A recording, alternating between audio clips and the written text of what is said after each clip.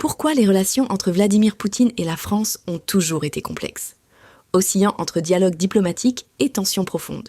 Comment ces relations ont-elles évolué au fil des années? Quelles ont été les coopérations et les désaccords majeurs? Pour comprendre les relations entre la France et la Russie, il faut remonter aux années 2000, lorsque Poutine devient président. À cette époque, Jacques Chirac est au pouvoir en France. Les relations sont marquées par un respect mutuel, notamment sur des sujets comme l'opposition à l'invasion de l'Irak par les États-Unis en 2003. La France et la Russie se rejoignent alors dans leur critique de l'unilatéralisme américain. Lorsque Nicolas Sarkozy arrive au pouvoir en 2007, les relations changent. D'un côté, Sarkozy est vu comme un président pragmatique, cherchant à maintenir un dialogue. Mais les choses se compliquent en 2008, lors de la guerre en Géorgie, lorsque la Russie envahit des territoires géorgiens.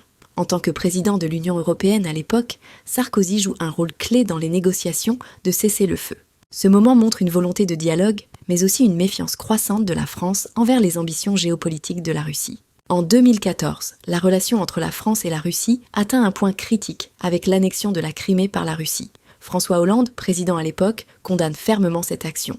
La France, aux côtés de l'Union européenne, impose des sanctions économiques à la Russie. Cela marque un tournant dans les relations franco-russes. Cependant, malgré ces tensions, Hollande et Poutine continuent de se rencontrer, notamment pour discuter de la guerre en Syrie. Mais les désaccords sur le soutien de la Russie à Bachar al-Assad creusent un peu plus le fossé. Avec Emmanuel Macron, les relations prennent une tournure encore plus complexe. Dès son élection en 2017, Macron adopte une position de fermeté face à Poutine. Lors d'une rencontre à Versailles, il accuse la Russie de diffuser des fake news pendant la campagne présidentielle française. Cependant, Macron prône un dialogue stratégique avec Moscou. Il cherche à intégrer la Russie dans une vision européenne de la sécurité, tout en critiquant ouvertement ses actions, notamment en Ukraine et en Syrie. Les deux leaders se sont également affrontés sur l'empoisonnement de l'opposant Alexeï Navalny. En 2022, avec l'invasion de l'Ukraine par la Russie, les relations atteignent un point de rupture.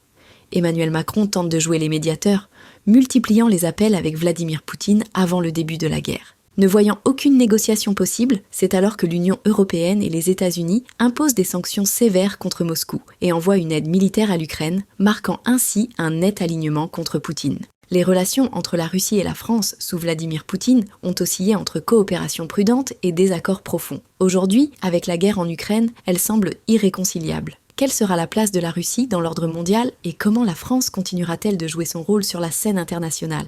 Dites-le nous en commentaire.